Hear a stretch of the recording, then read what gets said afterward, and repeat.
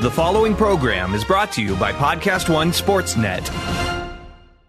It is Thanksgiving week, and that means a ton of great football action in the NFL and in college football. There's only one place to get in on all the action, betonline.ag. Use promo code PodcastOne to receive a 50% sign-up bonus when signing up. And don't forget to try in-game live betting, where you can participate with all the action with every play. Betonline.ag, your online sportsbook experts and the exclusive partner of PodcastOne Sportsnet. The following program is a PodcastOne.com production.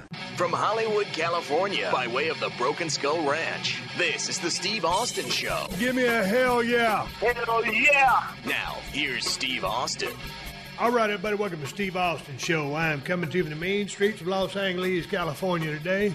I'm sitting over here at 317 Gimmick Street. Got my laptop computer on my podcast table. Got my little Zoom H6n recorder running. Got a Pearl Beer neon clock. Secondhand, spinning around like a rotisserie chicken. I got a good guest for you today. WWE Superstar Kalisto stopped by 317 Gimmick Street just a few days ago as the WWE made a big West Coast swing there in Los Angeles for the next 4 days. They got here, they did an NXT pay-per-view, which I missed. They did the Survivor Series pay-per-view, which I watched, and I really loved the match between Charlotte and Ronda Rousey. They've got Monday Night Raw, SmackDown, and maybe one more day. I think they're heading back over there to Stamford, Connecticut after that to continue on with their schedule. But just a big day of wrestling here for the great city of Los Angeles. I heard they had a packed house over there. It looked like a packed house. That crowd really came alive during that Ronda Rousey and Charlotte match. And I got to say, that was my favorite match of the night. And not just the match, but the aftermath with the kendo stick, just the beat down, I think they've termed it the Pillmanizing thing with the chair on Ronda's head when Charlotte went that route. And there were some mixed reviews about this match. Some people said, oh man, there was a couple of things that were a little sloppy in that match. Shit, what is this, my family-friendly show? Bullshit. That was a badass, tough-ass match. It reminded me a lot of something you would have seen during the Attitude Era. Man, this is two badass women. Charlotte, second generation. She can work her ass off. Really stepped up her game with the intensity level and just went all full bore. And Ronda Rousey, you know she's tough as nails. She comes from a judo world, a MMA world, into the professional wrestling world. The style that they worked at, everything was snug as shit. They told a great story. Ended up spilling out of the ring. I just loved it. When I think pro wrestling, F sports entertainment, when I think pro wrestling, which is what I was, this is what I would expect to see. Hey, man, these two ladies went out there and ripped the roof off the house. And interesting reaction finally when it was all said and done. I mean, the crowd really came alive for Charlotte when she kind of just let it all out. And then Ronda, premier performance by her. Someone said, Charlotte carried her. I don't know about that. But if that was the case, then that's what Charlotte's job was to do, was to carry the person who has less experience. So people take things way too far and don't even understand what they're talking about. And on the other side of that, Ronda Rousey, who's only been in the professional wrestling business for a cup of coffee so far, is doing phenomenal work. To be so green, are you kidding me? So I loved everything about that match. I loved the finish. I liked the DQ. Referee did a good job. The physicality, all the crazy stuff that went on. And then that was, as Ronda walked up that ramp, listen to that LA crowd. I don't know what they expected her to do or what they expected from her. She went out there and put it all on the line and had a damn good match. So shout out to both women. I enjoyed the whole show for what it was worth, but that was my standout match. I mean, Brock and Daniel Bryan, they had a damn good match as well. Big size difference in that. I talked about that last week on the podcast with betonline.ag. You know, Brock started off with that trademark Suplex City stuff, and then, you know, Daniel Bryan. And shit, Brock can work his ass off. Make no mistake about it. Dude can flat out work. There was such a size difference. I was wondering how they'd go about that. And, you know, First, they started off Brock doing the work, doing what he's designed to do, what he's built to do, his wheelhouse. Then you start getting that thinking man's wrestler game by Daniel Bryan. He's got to come from behind. He's outsized. He's out strength. He's just out everything other than being out thought. And Brock's a cagey guy. But Daniel Bryan is a working son of a bitch. So they had a damn good match as well. But I really thought that Charlotte-Ronda match just blew the roof off that place, and I was happy to see it. So anyway, maybe I'll talk a little bit more about that match specifically on Thursday if I get somebody on the show. I'm still thinking about that right now. But nonetheless, my podcast today, I'm talking to Kalisto. We'll start off talking about a little bit of Lucha Libre wrestling from Mexico. Kalisto was born in Chicago, but moved down to Mexico City, fell in love with the wrestling business, and I've always been a huge Lucha Libre fan, especially when I got a chance to work down there in Mexico and see some of that stuff on their television that we weren't getting in the States anymore. And just some of the historical wrestlers that were so big as far as the Lucha Libre game goes. We'll talk about some of that. We'll talk about some of the current stuff that's going on, his style, his influences, his background, and hell, his whole wrestling career. We're just shooting the breeze and we're just shooting the breeze and having a good time. But looking forward to what your thoughts are on the podcast. If you have any questions, suggestions, or comments, send them to questions@steveaustonshow.com. I still have questions left from when I asked you guys for some for those Q&As, so I am going to record one of those to be played in the future, whether it's a family-friendly show or Unleashed. Nonetheless, I still have some of those questions that I do want to get to, so I appreciate you sending them to my email address. Hey, man, that's enough of me flapping my damn gums. WWE is in town a few more days. Maybe someone will stumble here by 317 Gimmick Street, maybe not. Nonetheless, I'm looking forward to seeing Monday Night Raw. And you know what? Maybe Thursday I'll talk about, the pay-per-view and how it bled into Monday Night Raw and SmackDown, because I'm very interested in seeing, because Becky Lynch wasn't able to compete this Sunday, and that sucked. That sucked for Becky, and that sucked for fans of Becky, because she'd worked so hard. She put herself in this position, and all of a sudden she gets yanked from that match for medical reasons. So it'll be interesting to see over the next 2 days, Monday and Tuesday as you listen to this show, obviously, what they've done with the man. Hashtag the man on Twitter, Becky Lynch. She's earned her spot, and as much as I enjoyed Charlotte and Ronda, I enjoyed Charlotte and Becky a month or two ago, whenever it was, when they had that badass match. So the women's division just keeps getting better and better and better with Becky and Charlotte and Ronda, and of course everybody loves Sasha and Bayley and all these people that are coming up from the ranks and keep paying their dues and getting better and better and better. What a high level it's gone to, and that it's going to keep going to. So it's very fun to watch, especially if you've been in the business as long as I have and you still are a student of the game and you still love the game. I don't get a chance to watch every episode, but it's very exciting to watch what these women are doing, because they are totally kicking ass. And don't count the man, Becky Lynch, out the picture. It will be interesting to see what they do with her. Anyway, that's enough of my rambling. I'm looking forward to Monday Night Raw tonight. Looking forward to, yesterday as we speak. I'm looking forward to SmackDown tonight, and then talking about it and shooting the breeze. Coming up, Kalisto and me shooting the breeze, chopping it up at 317 Gimmick Street. Here we go.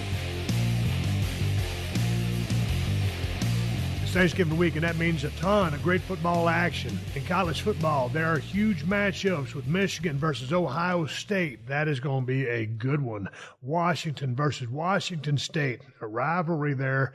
And Notre Dame versus USC. Notre Dame needs this to go undefeated. Are you looking for a place for all your online wagers? Look no further, because our friends at betonline.ag have got you covered. Betonline.ag is an exclusive partner of PodcastOne Sportsnet and our go-to for online sports betting. Don't hesitate. Head over to betonline.ag to take advantage of the best bonuses in the business. When you're there, use promo code PodcastOne.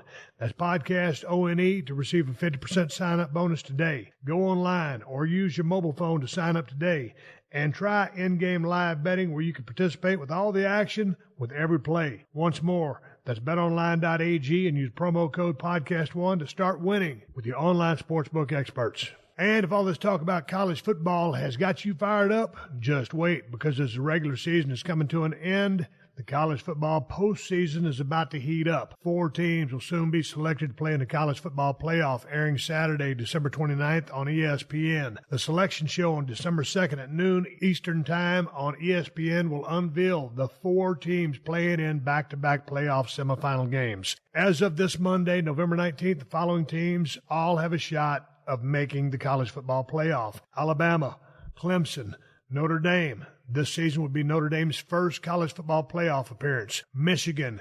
This would be Michigan's first college football playoff appearance as well. Georgia, their second straight appearance. University of Oklahoma, Washington State, Ohio State, and West Virginia. Good to see West Virginia back up in that running. It goes without saying that it's make or break time in college football. Check out the College Football Playoff Selection Show on December 2nd at noon Eastern, and don't miss the College Football Playoff itself, airing Saturday, December 29th, only on ESPN. This is the Steve Austin Show. All right, I'm rolling sound here, 317 Gimmick Street, take 2. Instead of rolling sound, I said I was rolling hound. Kalisto is my guest, and his wife, Abigail, is sitting just right down the way from me. How are you, man? There you go. Good. Man, it's really cool because I've never, ever done a podcast. I'm honored to be here, with you. My very, very first podcast. Last time we saw each other was when Sasha and Bailey came over. Yes. Right? Oh, yeah. I was here with actually Sasha. Was it just Sasha? Yeah, it was just her. And I did my workout, came back. She was done. I'm like, oh, that's pretty cool. Where'd you work out at Gold's? Yeah, I did Gold's. Every now and then I go to Gold's, or if not, LA Fitness. Or if there's nothing, I go to Planet Fitness. So I'm like, what all was right. the scene like in Gold's? We used to go there back in the heyday, man, and then all of a sudden I got all beat up. I ain't been back in about 10 years. I'm working on making a comeback to Gold's Gym. Hell, man, half the women in there are bigger than me. So I was coming back from a shoulder injury one time, and I was over I think I was pressing like 50s or 60s, and some chick was pressing 80s. So I said, man, F this. I'm going to start training arms. Hey, man, it's intimidating, but you know what? I just put a big sweater, put my beats on, and I start working out and do my own thing. So, that's what I do. I do my own thing. But also, sometimes when you go there, man, like everybody wants to talk to you. It's like, hey, man, you want to say hi to everybody, but you can't because you're on a limited time. You got to get your workout in, get your swell, get something to eat, and head to the building. That's a cool thing about me, I guess. I get my privacy because nobody knows what I look like. I can go in and out at a restaurant, whatever, bar, or anywhere I want to go, and I don't get bothered. Now, when I'm with Sasha, hey, that's gotta be Kalisto, right? Like, oh, hey, what's up, man? Like, yeah, you want a picture? Like, just put my head down and go to number 1 like this. So it's like, all right, cool. Okay, what's protocol on that? Because, man, I've been reading all about Lucha Libre wrestling and, how important, sacred the mask is. Yes. And, of course, I've been a fan. I started watching, American wrestling, way back in the day when I was 7 or 8 years old, watching Houston wrestling, Paul Bosch's promotion. But, man, all of a sudden I found what was in, I guess, was still EMLL and AAA. Now it's CMLL and AAA. So, man, I was just a big fan of that stuff as well. So tell me about the mask and the significance of it. Because, man, if you lose your mask. That's it for me. That's pretty much it. But also, I mean, just as far as if you're in a feud. It's like, put it this way. It's like a part of yourself. Like, you lose a part of yourself on that, it's like I have to refine myself. I have to recreate myself and find again who I am, because my mask is everything. It means everything to me. Like, for us, it brings back way like from the Aztecs and the Mayans, like when they wear masks right before battle. And I always tell people that don't understand, like, put it this way: I'm a knight. My mask is my sword. If you take my sword away, I'm nothing. I can't battle with that. I need my sword. I need my mask. So I am a knight with my sword, which is my mask. I need my mask to make me be myself a knight, a warrior, a luchador. Have you ever worked without the mask on when you first started? Very, very, yeah. It lasted like 3 months. How was 3 that? months. It was very different. I don't know. I felt like a part of me was missing. I've always loved, and I still love, Lucha Libre. I just didn't find the proper mask that fits me, because there's always a saying, the mask makes the luchador, not the other way around. And I just you believe that? I believe that, definitely, because a great high flyer and a great fighter makes the mask. For example, the same thing, a good knight having his sword, that sword is sacred. The sword makes the knight. That's what I'm saying. And it's the other way around. I always try to make people understand. You know what I mean? I always trying to find ways on how to make people understand. But the mask is everything. Okay, but they have to be. It has to be a 1-2 punch, because you can have the coolest mask in the world, but if you can't go, you can't go. Well, nowadays, people are very creative. I've even seen amazing masks right now that are like. That just catches my attention. It could be a simple design, or it could be a design in the front or in the back, or just the way it's created, but it just doesn't fit the body. You know, I picture myself. I picture them like, oh man, this mask will fit better on this wrestler. This mask will fit better on this one. So I think they're still trying to find themselves. Every masks, like they do, even in Japan too, the masks are beautiful. There are such beautiful masks out there. And kind of just listening to you talk, almost like finding or creating the perfect mask. You go through transitions. Like when I started off as Steve Austin and Stunning Steve, I had the long blonde hair. It didn't work. Cut it off. Didn't work. There you go. Come into Stone Cold. It was a gimmick, but it was me. But the look worked. Mm-hmm. Now, once you got into the mask, because you said you worked maybe 3 months without it, right? Yes. So all of a sudden you put the mask on. Like, what changed psychologically? You know, I felt like a superhero at first. From there, and I just felt like a different person. That, like, when I put my mask on and I go out there and do my thing, I just don't feel like it's me. I feel like it's another person. Even me watching myself on TV, I don't feel that's me. My wife telling me on the side, hey, you did good at this. I'm like, really? Like, it just feels like a dream to me, because when I put on the mask, I feel like Superman. You know, I love Superman. He's a flyer. I'm a high flyer. So the thing is that I feel like a different person. And when I see like kids jumping up and down, yelling "Lucha, Lucha," it just gets me going. But when I watch it as myself, me, it's like, that's not me. That's somebody else. Okay, but how far back do you go? Because, man, you're a young cat. You're 32, right? 30. I just turned 32 this Wednesday. Okay, so you're born in Chicago. Yes. But then y'all went to Mexico City, Mexico. Yes. So you were there for how many years? Well, I was born in Chicago. Then I moved back to Mexico City for about five and a half years. Then went back to Chicago. My parents, they split at the time, now knowing grown up, because I'm the youngest in my family, and they always kept everything from me. So now knowing, it's like, oh, okay, so they just had a little downfall, and my mom and with my older sister and my brother, we went to Chicago, and we just started from the bottom with nothing, and we worked our way up, and then from there, my dad came. And we started living in Chicago. But every year we always vacate to like Mexico City. We always had like great vacations every year. Every summer we went every year. So in a way, I felt like I still grew up in Mexico City and in Chicago at the same time. But when you went back to Mexico, you were watching what? EMLL? CMLL? No, I'm watching AAA. AAA. At the time, yeah.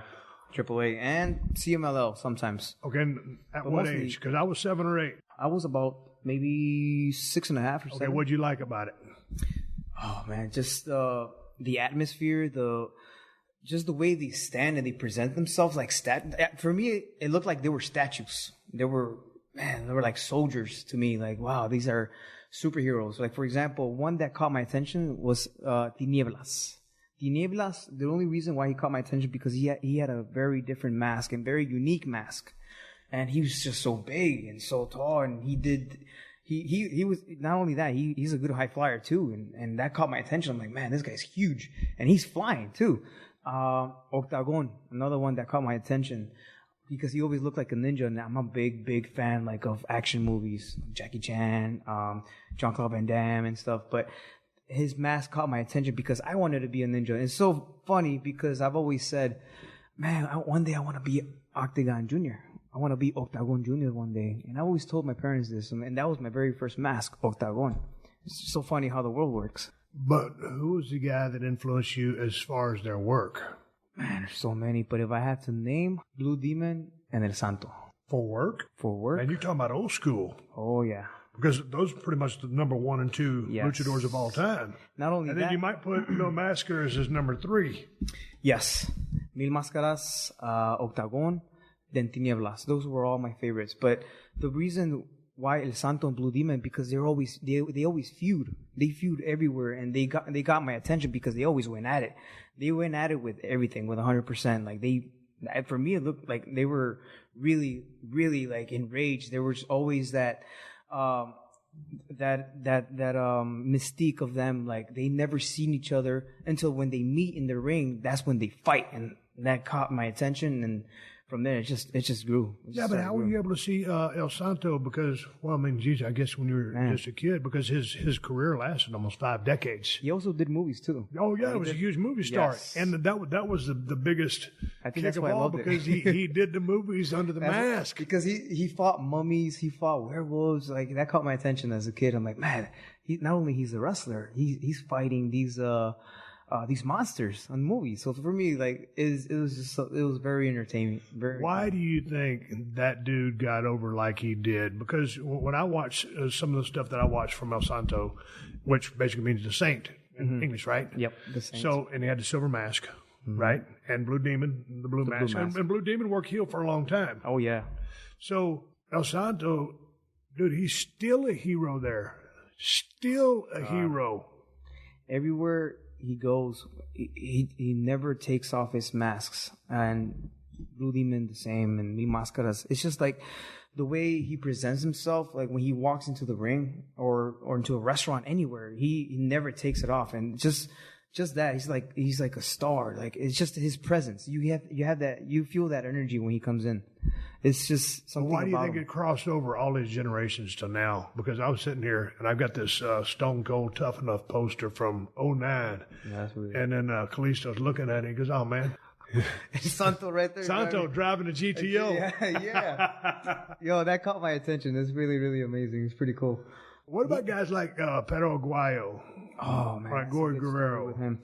Gory Guerrero, Perro Aguayo. I just remember my grandfather talking so much about Gory Guerrero because he was such a huge fan of his work. And when he grew up watching Gory Guerrero, Perro Aguayo, they did so much. And for me, like listening to my grandpa's stories, like he always told me, like, man, they just did so much. It was way different than how it is now. I'm like, really? Like, man, it's watching it back. Like they did. It was just amazing how the crowd got so much into it, and it was just different back then. Well, but I don't know if it's almost like the same as it is here in the States now. People are still into it, but I mean, it's like it's different, right? Now. And I don't know what it is, but let's see a few of these names ring a bell because we talked about El Santo, talked about Blue Demon, Mil Máscaras, Carlos Lagarde, Rey Mendoza. Rey Mendoza, Gory Guerrero, Dos Caras. Dos Caras. And that's the father of Alberto Del Rio. Exactly. And it's actually the brother of Mil Máscaras. Oh, yeah. Yeah? Yeah. So, Perro Aguayo, Rey Mysterio Jr., and Mystico. Mystico, the very first Sin Cara. I've met him once, actually. Really nice guy. Nice guy. I met him. I met him on my first tryout. I mean, since I've met him, he's really cool to me. He was cool to me. But, I want to go back real quick with the Perro Aguayo. El hijo de Perro Aguayo. He was such a nice guy. He was actually one of the guys that got me bookings in Mexico when I first got there. And El hijo de Perro Aguayo, he was such a great worker. Not only that, a great talker. Such a great talker. Hey, did you check out any Lucha Underground? Oh yeah, definitely. Because you got to have a lot of friends over there. Oh yeah, Pentagon Jr. I love that Phoenix. gimmick. I got a chance to meet him at WrestleMania this past year. Everybody that's there, I've wrestled. Yeah. And I've been in the ring with in every show pretty much. It's a funny story with Pentagon because I was Octagon Jr. in Mexico. Yeah. And then from there they created Pentagon Jr. And then we had this feud. We only had one pay-per-view, but then I signed with WWE. So it was a short term, but it worked out great for Pentagon, and Pentagon is doing big stuff right now. And just his Cero Miedo right now, it's going all over. His Zero Fear right now, man. He's on top. So when you started, what was your basic form of training? Were you learning American style, or were you learning lucha style? When I first started, I first started in Chicago, this place called Windy City Pro Wrestling. I was taught the basics there, and then I met this luchador that he played the character Coco Naranja, which is Orange Clown. He played in AAA at the time, and he was living in Chicago, and he taught me the basics of lucha libre at the same time I was learning American. Man, it's two different worlds. Different names, different everything. So it was really confusing time for me because when I was doing Lucha Libre shows, they had different names for moves. Like for example, arm drag, they call it a suplex. So I'm like, wait a minute, suplex? Wait. So it was so confusing. But I was eager to learn as much as I can, and I learned really fast because I love the business. And something that you love, it's just like you just pick it up real quick, and it became natural to me. So at the time in Windy City Pro Wrestling, they were so strict, and I think at the time, like whenever you mess up a move or fall wrong or something, oh man, it was so tough. They either chopped you, or they clotheslined you really hard. It was really tough because if you mess up, you have to get clotheslined or you have to get chopped really hard. And as punishment because you did something wrong? Well, no, I never messed up, so that's a good thing. I man, I just felt so bad watching the guys. I'm like, and you just hear them, pow! Oh my God, it was so bad. Negative reinforcement. Yes. Oh man, but I never got chopped and I never got clotheslined, so that's good. I was picking up so fast, and the owner at the time told me, he's like, "Hey, kid, how long you been working?" I'm like, "This is my fourth week." I'm like, "No, you've been working more than 2 years, right?" I'm like, "No, I've been working for 4 weeks." What's going on? So, okay, we're going to put you in this team and you're going to debut soon. Oh, okay. Well, at the time, the mandatory debut was a full year. I'm like, I debuted in 4 or 5 weeks. I'm like, wow, this is pretty fast. I got so nervous because it was in a parking lot with 10 people. And I was like so nervous. I'm like, man, this is my first match. I was in the tag team with my friends. And I even think how they were giving me heat, and I was so nervous. I'm like, okay, oh man, I don't know what to do. So then they were starting to chop me. I'm like, okay, now I remember. And this is without a mask, right? Yes, without a mask. Yeah, because I had read that you made your debut in 3 weeks, and I was like, it's funny because I debuted it under the name Manny Ramirez. And they were like, why Manny? It was like, Manny. People call me Manny. And Ramirez because my mom's maiden name. They're like, oh, look at this kid. He's going to hit a home run. I'm like, oh, man, I got to change the name. Like, come on. I'm like, I don't want to get, similarities with this baseball player. So, what style do you enjoy working the most? I mean, because obviously you're based in WWE 205 Live. I mean, you got basically American style. Dude, there's a lot of lucha guys in WWE now. Yes. But let me ask you a question. What style do you prefer? It's hard to say because I like all styles. I love learning. Yeah, because you grew up watching New Japan as well as Lucha Libre and all the American promotions from ECW to the Ring of Honor stuff. Yep, everything. And the funny thing, because I love watching ballet and Cirque du Soleil, the circus. The reason is because I'm down with you on the Cirque du Soleil, but you caught me off balance with the ballet one. I'll give you watch. I'll tell you why. Because they base I dig it. The way they base and the way they throw people. I'm like, oh, wait a minute. If they throw me or if I throw this person a certain thing, I can make them twist. So it's very funny because I had a match with Ricochet one day. I think it was in PWG in Cali here. Man, I'm like, I just had some ideas. I was watching action film, or I was watching on YouTube like some ballet stuff or some Cirque du Soleil stuff. I'm like, hey, if I throw you this way, you think you can twist? I'm like, oh yeah. All I gotta do is just look for you, and I'll throw myself this and that. And we just started being so creative, and man, it just makes me think. Like even when I go watch an action film like Jackie Chan or Jean-Claude Van Damme, it's like it makes me think. I'm always constantly thinking. I always telling my wife, we're watching a movie and they do like a move here and there. I'm like, hey babe, I just thought of a good move. I'm gonna text it to you right now. So I'm constantly thinking, and I'm always creative, and I like doing things that are different and just makes people go, whoa, this is cool. I've never seen this before. Alexa isn't the only one with breaking news. Make sure to hang around at the end of this podcast for the latest breaking headlines on the AP News Minute. The hit podcast Zane's World found a new home on Podcast One. La Gonzalina. Probably should have corrected that before the show. World traveler, author, and alcohol aficionado Zane Lamprey is well learned in the art of embracing a good time as he reviews the best attractions and destinations on the globe. So we went to Black Market Liquor Bar. Just tell us what you remember. That's what I remember. Check out Zane's World every Tuesday on Podcast One or wherever you get your favorite podcasts. This is the Steve Austin Show. Let's talk about two very influential men, even like Sasha and Bailey. I know they're huge Eddie Guerrero fans, but how influential were Eddie Guerrero and Rey Mysterio Jr. towards yourself? Eddie not only made noise to with the Latin community, like he made noise everywhere. Same with Rey. Rey, his stature, and right now, like he's giving me so much advice and. I was even talking to him about Eddie, and man, I wish I could have met him and pick his brain. He taught him so much, and Rey taught Del Rio, kind of like passing the torch in a way. And he was just giving me advice, and I'm still picking his brain. But Eddie and Rey, man, I think they set the world on fire, and they made some noise, especially in the Latin community. Because I'm like, man, you know what? That inspired me to actually, follow my dream. It's very funny because Rey when he won his world title, he did a book signing at my college in Chicago. It was called Robert Morris College. And I met up with him. I was 5 months in wrestling. So I saw him and Shelton Benjamin. He was an Intercontinental Champion at the time. And you see, I still remember. So when I saw him, I said, hi, I'm in the process of being a luchador, and I'm learning so much, and you're a good inspiration. So at the time, I didn't know he was gonna win, and that kind of like sparked something in me. Like, man, and when I met him, it was like, whoa, he's a little shorter than me, but like, man, that gave me such inspiration because, man, if he can do it, I can do it. That's just something that I want to do to other people. Like with my scream, lucha, which means to fight.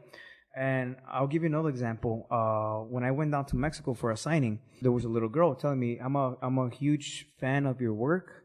I don't want to be a wrestler, but you inspired me to be a doctor. I'm like, whoa, this is really cool. Because and I told her, why is that? It's because your scream, it's like a yes, you can. Like your scream of lucha, fight, is giving me inspiration to follow my dreams. I'm like, wow, you know what? And that's what I think when Rey did to me. When he won the world title, I'm like, man, you know what? That inspired me a lot. Same with Eddie when he won the WWE title against Brock. Man, I'm getting chills right now just thinking about it. Man, I'm feeling that lucha thing in the form of a T-shirt. You need to finesse that a little bit and bring up the cash register. No, it's pretty cool when you can affect somebody, who's not in the wrestling world, but's a fan to do something else. Oh man, like when I met that person, it's just, I even told my wife and I told everybody in all my interviews, I'm like, man, this little girl telling me that I inspired her to be a doctor and to continue going to school because of her scream, my scream, lucha, and it's her scream too. Like she wants to fight until she gets there.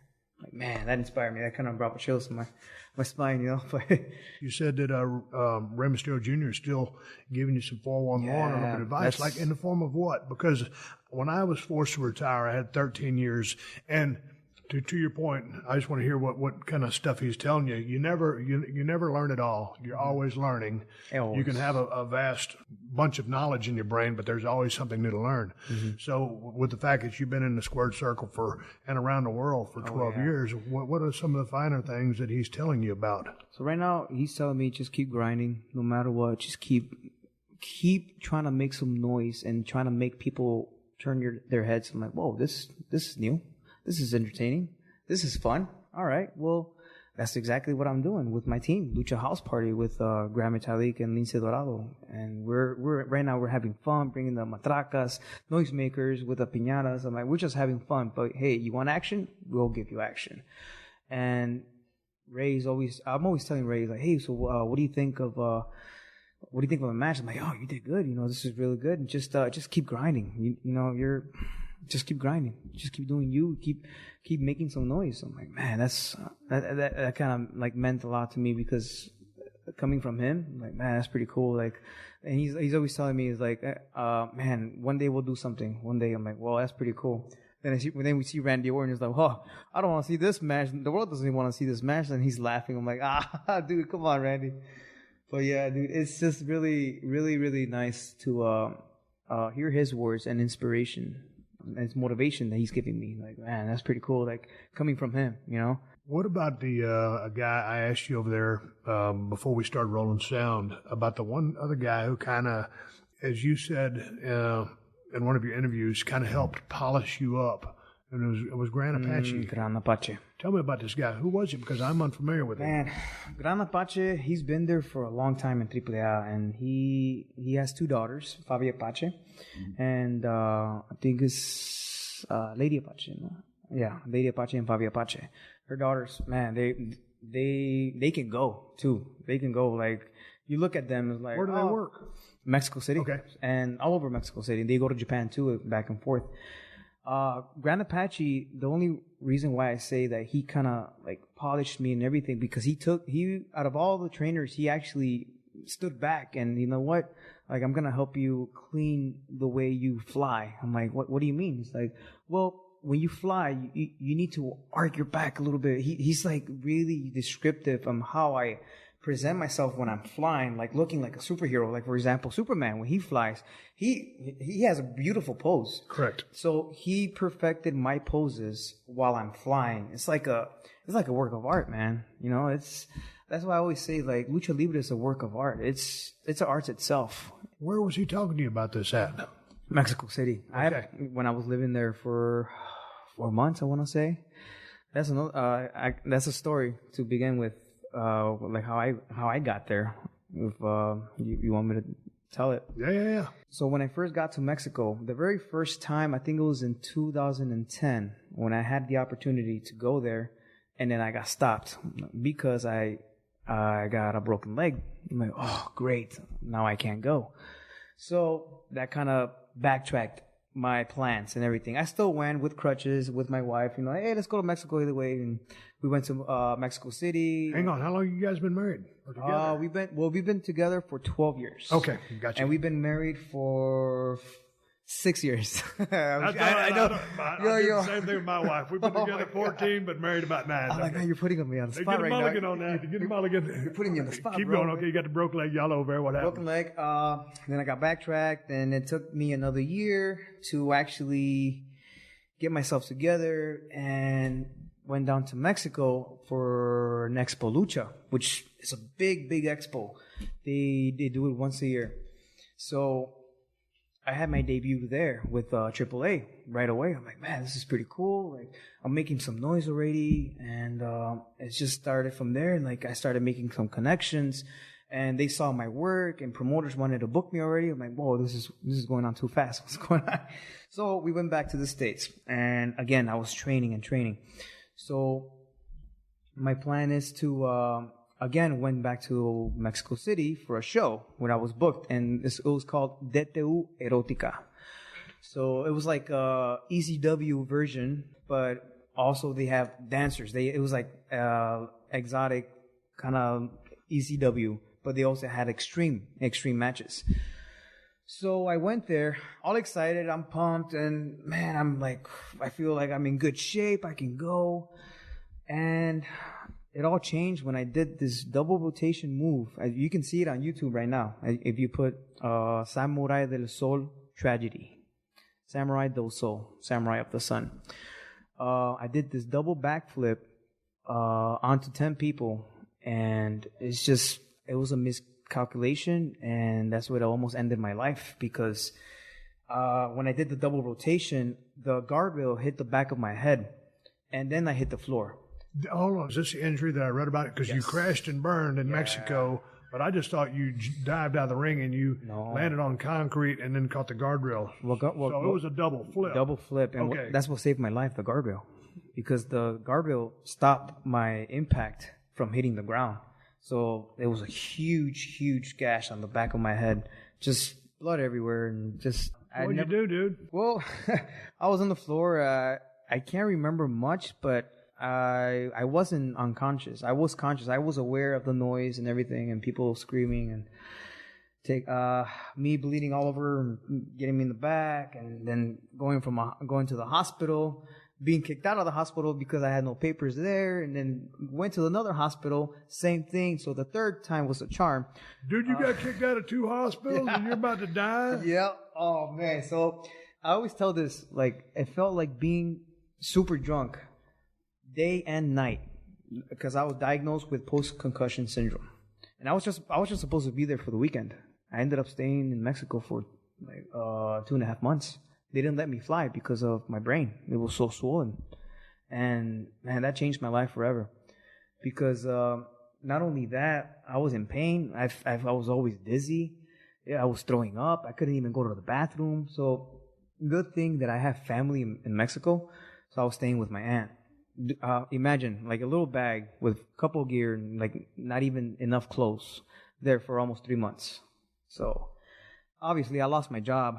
I was a life skills instructor for the mentally disabled, kind of like a special ed teacher, put it that way. I had 20 clients, and I was taking care of them. Like it was like from 24 to 80 years, different things, blind, deaf, wheelchairs, with mental disabilities, you name it. I did it all. So I was in my job doing it for 3 years. I lost the job because I was off too long. So okay, stop right there because I want to go back to you healing up in Mexico. But how did you get the qualifications for that? Did you go to college? Yeah, I had some college. Yeah. The thing is, I got the job because my mom and my brother worked at the same agency, so they got me the job from there, and I just started getting my experience, and then I got certified for that. So I got certified for that, even though I went for college for fitness and exercise, right, which I didn't finish. What did you learn by working with special needs people? Because my wife was a special education teacher. Oh, really? So she's. I mean, obviously, y'all were dealing with some of the same issues in kind of a different field. Well, what did you learn from that? My aunt's disabled, and I grew up with her. So, patience. I have really good patience, and it was really rewarding too because I love helping in general. I just love helping, just in general, like even advice or something. But for me, the way I am, I just love helping. So, going back with that, I lost my job. I was there in Mexico. Finally, I can fly back to Chicago. So I get there to Chicago, and my dad's diabetic. So I'm always worried about my dad. God forbid him having a heart attack. So I get there, and my mom's really stressed out. Like, no, we're going to check you in the hospital and double check and see if your head's okay. I'm like, okay, cool. I get there, and it was like one of those county hospitals that, we really didn't have good insurance. So I get there, and I get, usually the wait is like maybe, you could be there all day, 12 hours, whatever. But 2 hours later, I got there. Then my mom got checked in. Same thing, like right away. I'm like, oh, well, I'm wondering why is my mom here? She ended up having a heart attack. So that's like a double whammy for me. I'm like, you know what? I'm done with wrestling. That's it for me. Yeah. So this is that period of depression you hit. Yes. Okay, so that sounds like rock bottom. So I really hit bottom, and from there. Did your mother pass? Yes, at the time. Oh, from March. Yeah, from there. So. For me, I got you know what? My road's over. I lost my job.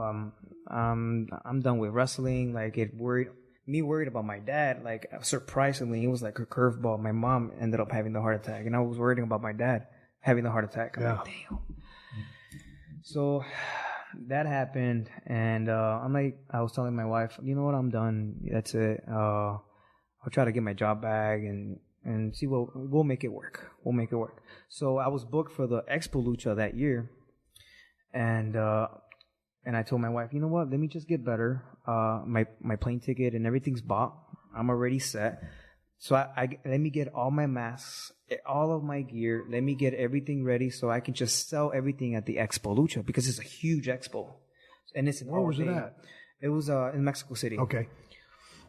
So from there, it's just I told my wife, you know what, like let's just get everything ready. Let me work at least one match before we go. My first match was against El Generico at the time, and I've always wanted to work El Generico because I heard of his name and I've seen him in ROH. And I'm like, oh, this is pretty cool. This is a good start. You know, it's a nice atmosphere and to work with him and stuff. And because I learned so much from him too. You guys have good chemistry. Yeah, man, so much good chemistry. You know how it is, right? Yeah. When you're working with someone in the ring, you just click. Yeah. Same thing with me and him.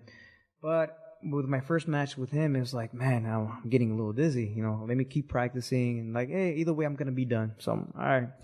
So you're over it? Yeah, I'm over it. I'm already set. Retirement. That's it. I'm done. I have my bags. Everything. Everything's ready. So my wife's flight was what's later. I was gonna fly first, and then she was gonna fly like I think a few hours later. So then she calls, and actually a day later. So then when I landed, I'm already set. I see my cousin. Hey, I see good seeing family from there. I haven't seen in 10 years. I get there and my cousin, somehow I left my phone at my house. I'm like, I don't want to worry. I'm like, no one's going to call me. I'm not important. So I'm like, whatever. Depression mode. Dude, you can't Depression mode, brother. Never leave your phone behind. I did. Go ahead. What happened? So I'm like, all right. Like I said, I was in depression mode. So I'm like, screw this phone. I'm not going to. How bad was the depression, dude? I mean, low, very gray, heavy? Very heavy. Yeah. Very heavy, man. Severe. It is very severe. Okay. So I get there. My cousin that picked me up, he answers his phone. He's like, hey, he turns around, looks at me while he picked me up. He's like, hey, it's your fiance at the time. It's your fiance, Abby. I'm like, oh man, my mom had a heart attack. My dad had a heart attack. What's going on? No, not right now. So I'm like, I'm holding myself together. I'm like, let me breathe. Let me get a moment and just give me a couple minutes. Keep talking. Give me a couple minutes. I'm like, all right. And like, they're laughing. Like, why are they laughing? They want to talk to you ASAP. I'm like, oh, okay. I'm like, what is it? Hey, what are you doing? Like this and that. Like, you had a whole bunch of voicemails from WWE. I'm like, oh, get out of here. Come on. Really? From WWE. Okay, what they want? what do they want? So I'm like, no, they want to fly you for a trial, this and that. I'm like, oh, for a trial? When? I think it's Money in the Bank, Monday Night Raw, and SmackDown. I'm like, they're going to be in Chicago? Like, yeah, it's for this date and this date and this date. Man, that's okay. So I get to my cousin's house, and at the time, we use Skype. So she puts the voicemail on the computer. Me listening to the voicemails, I'm like, oh my God, this is legit. Yeah, it could be a rib. Yeah, what a good rib, right? So, and then she tells me, this is what my wife tells me. She tells me, it's like, hey, I'll go down there in Mexico with you. We'll stay in Mexico, and you're going to train if you really want this or not. And I'm like, if you really want this or not? I'm like, yeah, I want it. It's like, well, you're going to be training every day, and I'm going to be there with you. Because if you don't train, and I know, yeah. Man, he's like, if you don't train and I see that you're slacking off, I'm not going to be happy. And you know what that means. I'm like, it's because my depression and everything, we were just colliding. And I'm like, okay. He's like, you really want this? Because I just graduated from college, and I'm gonna give my time for you until you get good, and then we're gonna go back to the States, and you're gonna travel the world. Funny thing how the world works. That's exactly what I did. That's exactly what I did. But when we were ready to go, my wife tells me, hey, you made a lot of noise here. Like, you're ready. I'm like, really? I still want to learn this and that. But that's when Grand Apache took time, and he actually taught me so much. They showed some interest. I made some noise. Let me spin this thing back up. Oh, yeah. Was it a slow climb out of the depression, or did you just kick out? I think I just kicked out in the good way. Like, you know what? This is it. When I first got there for my tryouts, man, I remember like looking at the WWE symbol and just looking at the atmosphere. I'm like, man, walking down the ramp, man, I can be here. Pretty cool. When I was a kid, it's funny. When I first watched the Luchadors, I just watched a wrestling ring, and I always felt like, man, one day I'm going to be a wrestler. Same thing when I had that same feeling when I walked down that stage. I'm like, man, I don't know why. I just feel like I'm going to be here. Well, dude, what happened when you finally got the call to go to WWE? Because you go down there in Performance Center, NXT. Well, what prompted the call this time around? When I got the call, I was at the gym, Bally's Total Fitness at the time in Chicago. I don't know. I got a call from Laurinaitis, and they say we were interested, and it just didn't sink in. It didn't sink in yet. Like, oh, this and that, and we're interested, and we want you to move to Orlando within 3 months. I'm like, oh, okay. He's like, are you interested or not? I'm like, oh no, yeah, I'm It just didn't sink in, and I'm telling my wife, I'm like, hey, I think I just got offered to go over there in Orlando. What do you think? I'm like, what? Are you kidding me? This? Well, she got all the excitement, this and that, because she knows what we've been through. We've been through so much. It's just so surreal. You know, it's the dream come true for me. Just for it to happen, it was like, wow. You know, now this is where work starts. Now I gotta get grinding. Now I gotta make some real noise. I gotta do this. I'm setting my goals as it is already once I got the call, but it made me sharp, and it made me motivated. You know, I'm like, I'm still kind of in a process because I'm not believing it until even when I got the paperwork. And I believed it once I stepped into the WWE performance. That's when it really hit me. I'm like, okay, I'm here. But now work starts. What do you learn that you don't know? I learned to slow down because I was so fast. And one of the trainers that taught me so much to slow down and just be me, Norman Smiley, man. Black Magic, Mexico. A lot of people speak very highly of that guy. And he always told all the trainers that, and it's really cool coming from him. It's like, man, you know what? Like, you're the only person that tells me because we get evaluated. So he tells me, he's like, you're the only person that tells me what are my weaknesses, not my strengths. Yeah, because I want to get better. Why would I want to know my strengths? I want to know my weaknesses. Yes, I want to know what I need to work on. Like, man, Manny, you're gonna be good in this company. I'm like, oh man, I still need a lot of work. But he taught me to not just the basics of slowing down, just to be myself and be not to be too, too like stiff or nervous or anything. It's just he helped me relaxed. I'm always too hard on myself. I'm my worst critic. If people tell me like, oh, you had a good match, I'm like, I could have done this. I could have worked on this, or I could have done the great facial expressions. Right now, my most obsessions is like, okay, but did you get a good camera angle on this, on my facial expression? No, yeah, that's my main priority right now. But you talking about a facial expression working under a mask? Yes, and because my body movement is a whole facial expression. And not only that, my smile. You can see my eyes and my mouth. And the masks that I wear, some of them are a little bit more open, so you can see my face, but you still see my mask in a way. That's my obsession right now, trying to make... So you're alive. I mean, when you're behind the mask or underneath the mask, you're wearing the mask. I mean, you're doing all the facial. Everything, so, I mean, everything. But why was the comfort zone when you put that thing on? Because I would think, because I always wondered about guys that worked under a mask or under a hood, as a lot of times we say, because I would think, okay, to me it makes complete sense to do everything that a guy without a mask is doing. But because you are partially covered up or 95% covered up, in theory you could not do that. But to be 110% in, you must have the facials, right? Yes. And even though you're hidden behind a mask, it comes through. It does. And for me, like when I'm having fun, especially right now with my team, Lucha House Party, man, we just dance. The good thing about my team is that we communicate so much and we make each other laugh.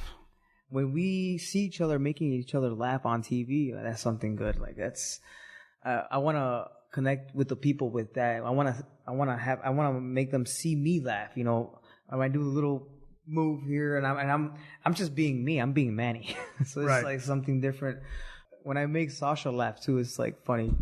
I know you and Sasha are tight. We've been talking about Mexican food and Sasha coming over. Oh yeah. But listen, I want to ask you about. Right, cool. Okay, you're called Kalisto. What does that mean, and what does it mean to you, and how hands-on were you with the creation of that name?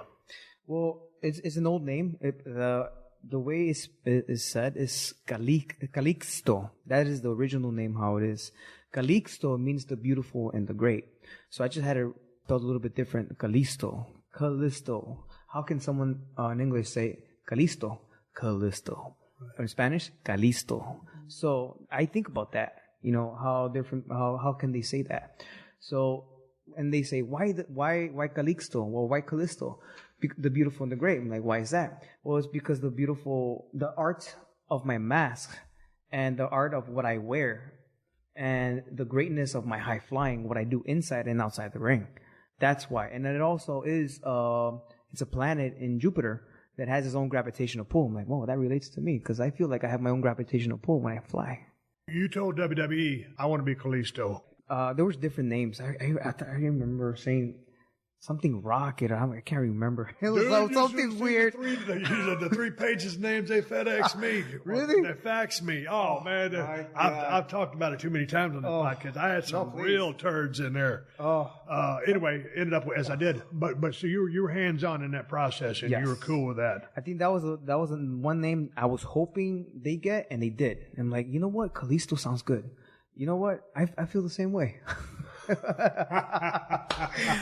I feel the same way, man. All right, cool. I love all the lucha libre masks. I'm a big fan of all wrestling, and the Japanese guys that wear masks. I mean, the creativity. But there's been so many good ones.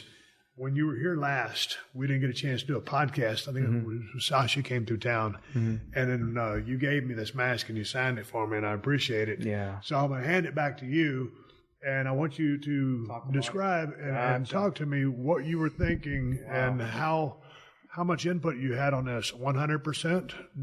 Who made that? I made this. Actually, I drew this. Oh, you drew it? I drew it. That's one of my other passions. I love drawing. Whenever I feel... When I was trying to come up with a mask, I'm like, how can I relate this to my old mask, Samurai Doso? That was a very unique mask that I thought of, and just I'm like, and I did my research. I'm like, nobody has this. Nobody has this eye. Nobody has this wing. Nobody has this back tail. Okay, and I did my research on that, and I started drawing it. So I told myself one day, actually a week before going to Orlando. I just couldn't sleep one night. I'm like, man, it's 2 a.m. I can't sleep. You know, all right. It's funny. Like, let me have a beer and just relax. You know, let me start thinking.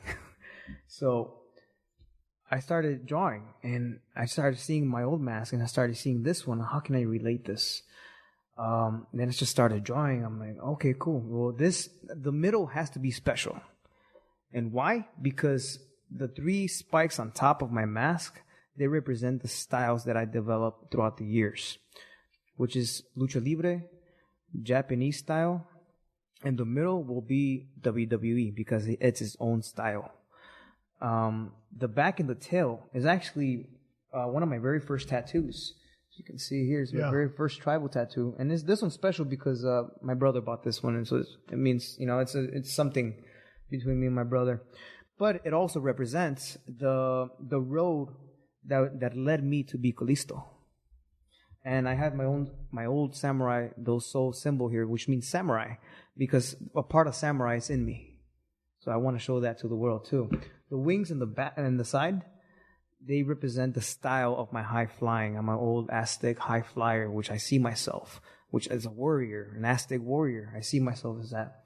And I wanted to do something different. As you can see, these little designs here, it's kind of Aztec-y, but also the wings, which I left them open a little bit so they can, you know, it's the type of high flying that it is. But also the dragon in the back, not only because I'm a big fan of the Japanese art, and I'm a big fan of dragons, but like, why a dragon? Because a dragon, he's very unique. He spits fire. I feel like I bring fire in the ring and outside the ring. I love this dragon. This dragon is always going to be a part of me. And not only that, Octagon Jr. had dragons. So there's a little bit of Octagon Jr. in me and a little bit in Samurai Doso in me. Yeah, man, this is special. How did you come up with the Samurai Doso gimmick? I've always been a big fan of samurais, of the Japanese art. They're warriors. And I was big fan of Japanese wrestling. One of my favorite wrestlers was Hayabusa. Why? Because the way he presented himself and just the way he stands in the ring and his mask is very, very unique. Like, wow, that's why I kind of wanted to get a little bit of him. And man, I wish I could have met him. I wish I could have met him, but he was the only one that got my attention, not only because of his high flying, but his unique of a mask that he has. So it's pretty intense, pretty cool. Who makes that? Well, I have different mask makers. Actually, one down here in California, and this one I get it made in Guadalajara, Mexico. He has really, really good taste of designs and just the texture of it, of everything. He listens to me, so that's the main thing that I'm really, really picky about my stuff, especially when it comes to masks, because I want to the T. He sends me pictures back and forth, even though he's from Guadalajara, Mexico. I'm like, hey, I don't want to, I don't want to say no, but this one's wrong. Can you remake this part, please? Can you remake? I do close-ups of what I don't like and what I do like, especially for my wife's mask. So, we were in the Latin Grammys today. Those were made in no longer than 2 weeks. I'm like, yo, I'm going to be in the Latin Grammys. I need something very special. This is what I'm going to wear. What can you do? Boom. And he matched it, and he did such a great job. And he's a good artist. He's a really good artist. How many masks do you have? Oh, man. Well, in total, I have like, I think it's 100 masks. I have a lot. It's because that goes from way when I debuted, my very first match, till where I am now. I have so many masks. So does creative or events or whoever it is that's running everything over there say, hey man, can you wear this or can you do something different? Do they hassle you at all about anything that you wear? Because back in the day when I first came in the company, they wanted to put me, because I was going to be the $1 Million Champion with Ted DiBiase, they wanted me to wear emerald green, like color of money, because the $1 Million Man was my manager.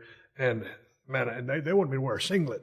I said, I ain't wearing no singlet. That's not you right here. Like when I debuted, I wore those green trunks for a few episodes of TV, and I still have my Hollywood Blonde boots, because I asked them about what I needed to bring. I said, no, man, just wear your old boots. So I knew they didn't have no plans for me.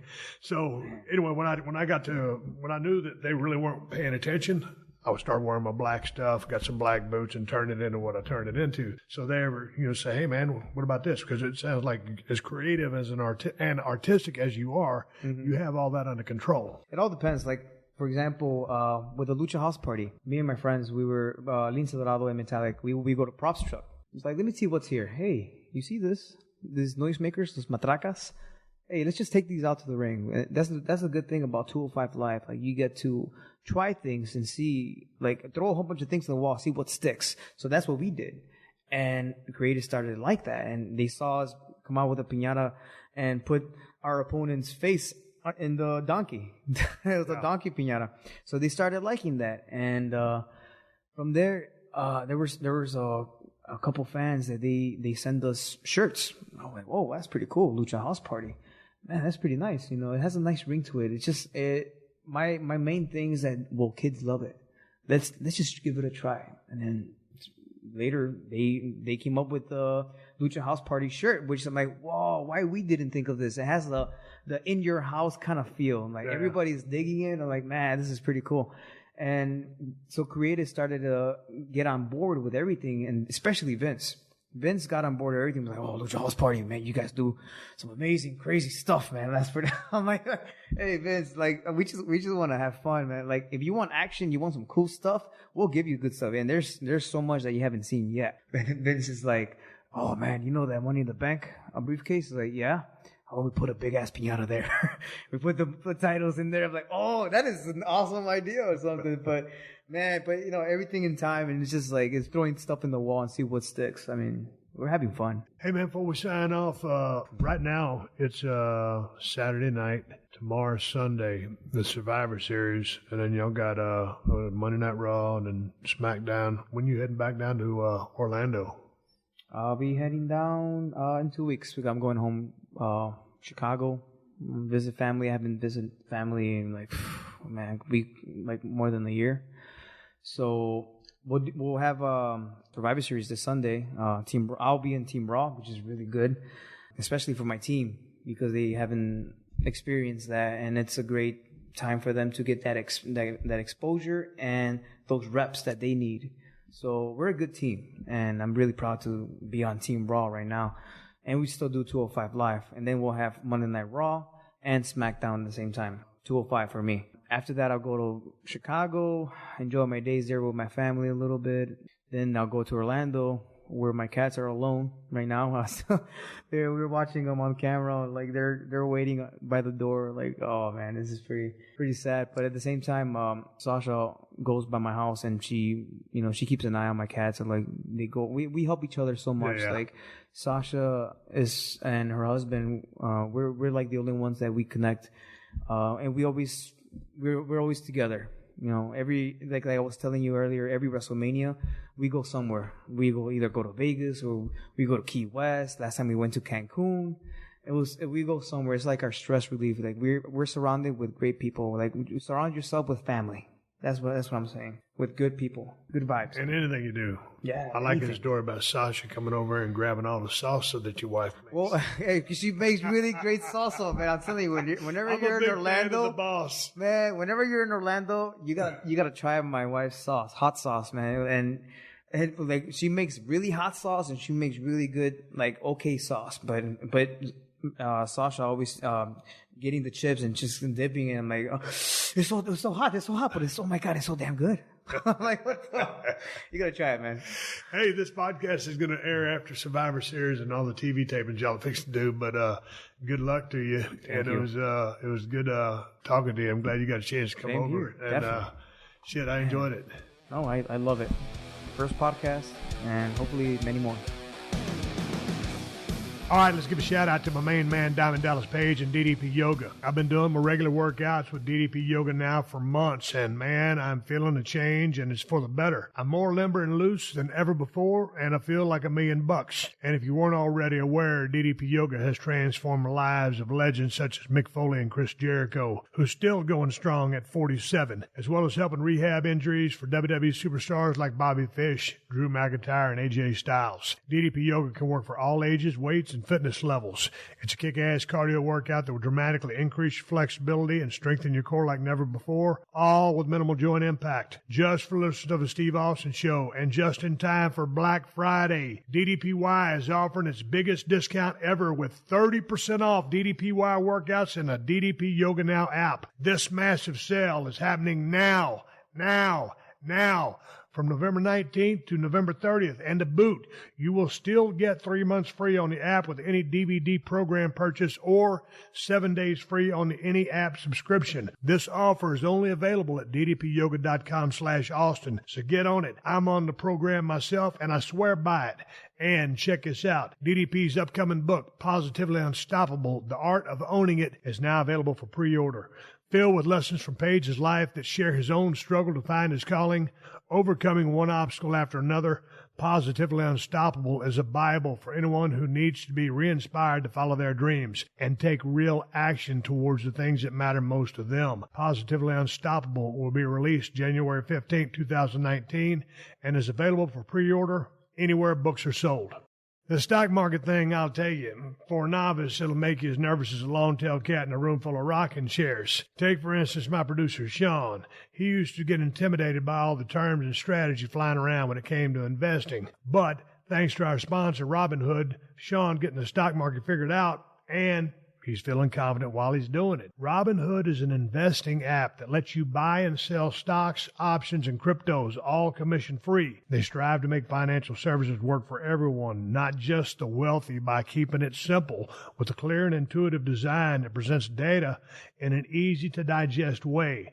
The Robinhood app features easy-to-understand charts and market data, the ability to place a trade in just 4 taps on your smartphone, and a web platform that lets you view stock collections, curated categories, and analyst ratings for every stock. And the best part is that Sean is learning how to invest as he builds his portfolio, discovering new stocks and tracking his favorites through his personalized news feed and custom notifications. For listeners of the Steve Austin Show, Robinhood has given listeners a free stock, such as Apple, Ford, or Sprint, to help build your portfolio. Sign up at steveaustin.robinhood.com or get your free stock and join Sean as one of the many folks building their portfolios and learning how to invest with the Robinhood app. One more time, that's steveaustin.robinhood.com. All right, everybody, give me the go-home cue. It's time to wrap up this podcast and ride off in the sunset. But before I do that, I want to thank my guest today, WWE Superstar Kalisto, for stopping by 317 Gimmick Street and shooting the breeze, talking about all things wrestling and lucha libre and all kinds of cool shit. Always good talking to Kalisto. He came by a while back when I was talking to Sasha Banks, and we didn't have a time to do a podcast, so it was cool to see him and his wonderful wife, Abigail, stop by here at the crib and shoot the breeze. Next time they come through town, I think we're going to do a big get-together and cook a lot of Mexican food, and I will be making some margaritas. Next time. I can't wait. Anyway, as we move along with the close of this show, if you're thirsty coming into the holiday season, I got a damn good beer for you to wash your turkey down your gullet. Broken Skull IPA, my creation with Rob Croxall of El Segundo Brewing Company. You can find Broken Skull IPA at Whole Foods and Total Wines if you're down here in SoCal. If you ain't in SoCal, you might be shit out of luck. And if you're looking for a badass pocket knife to lay on someone for a Christmas gift that's right around the corner, I got two for your ass. The Cold Steel Broken Skull knife or the Cold Steel Working Man's knife. Both of them at my Amazon store. Amazon got the best price on both knives. Just go to amazon.com/shop/Steve Austin or head over directly to the Cold Steel Knives website. I want to say one more thank you to all the fine sponsors of the Steve Austin Show, especially BetOnline.ag, ESPN, DDP Yoga, Robinhood, and Geico. That's how I'm able to do this podcast for you twice a week for free. Please support them because they support us. And if you need more info on my sponsors, check out the show description to this episode for details. Folks, I am on social media, Twitter and Instagram at Steve Austin BSR. Until next time, my name is Steve Austin, and I will catch your ass down the road. This has been a Podcast One production. Download new episodes of The Steve Austin Show every Tuesday at PodcastOne.com. That's PodcastOne.com. Before we ride off, a quick message from our friends at Geico. Go to geico.com, and in 15 minutes, you could be saving 15% or more on car insurance. That's right. Save hundreds of dollars on car insurance at geico.com. Extra money in your pocket? It may just be the most rewarding thing you do today.